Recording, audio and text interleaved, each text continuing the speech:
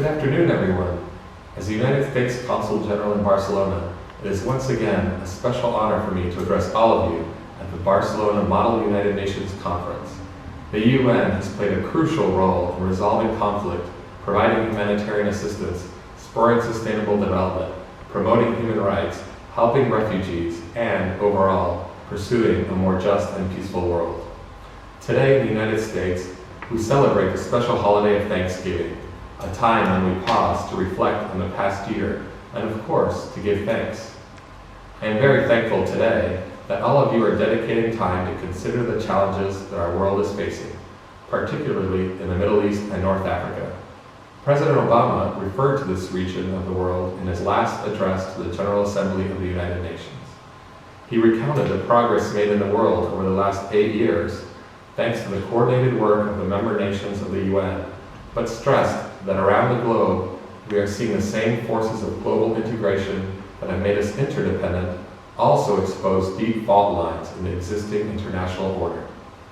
Among these, President Obama cited the refugees that flow across borders to flee from brutal conflict, how the basic security and order across vast swaths of the Middle East has broken down, and how terrorist networks use social media to prey upon the minds of our youth, endangering open societies and spurring anger against innocent immigrants and Muslims.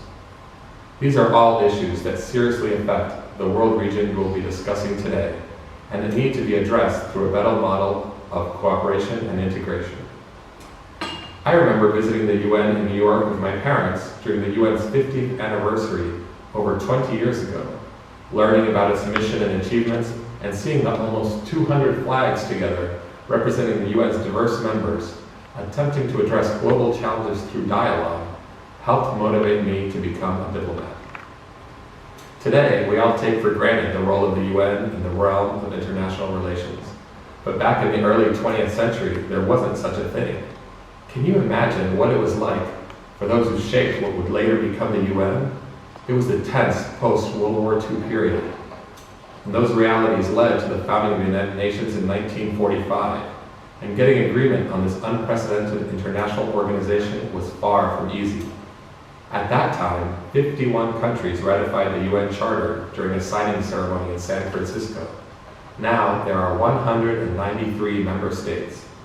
The UN was founded because some men and women had the foresight to know that our nations are more secure when we pursue a path of cooperation over conflict. All of us must build upon the work of the last 7 decades. No country can solve the many global challenges we face alone. We cannot counter extremism and terrorism alone. We must stand together. We must foster international partnerships and collaboration. That is why Model UN conferences like the one you are participating in today are an indispensable tool to build confidence and hope in the UN as a global forum of dialogue and positive change among your generation.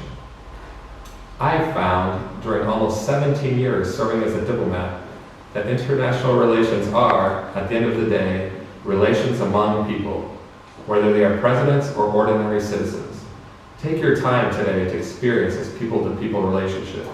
As you work during the conference, I encourage you to remember the interests of the country you represent and study the interests of the countries represented by your interlocutors. Try to find where your and their interests overlap, and then use that common interest to reach agreement. In the rare cases where there is no overlap, explain your positions passionately but politely to attempt to win the other representatives to your side. This is the critical work of diplomacy that occurs around the world every day, work that prevents and resolves conflicts and builds mutual understanding and action toward a shared purpose. I love serving my country as a diplomat. Wish you the best as you engage in the challenge of multilateral diplomacy during this conference, and hope to see many of you representing your countries as diplomats in the future. We need committed global citizens like you in order to ensure that tomorrow is better than yesterday and today, better for humankind and better for the planet we share. Make the most of this extraordinary experience, which you will surely remember throughout your future career. Thank you.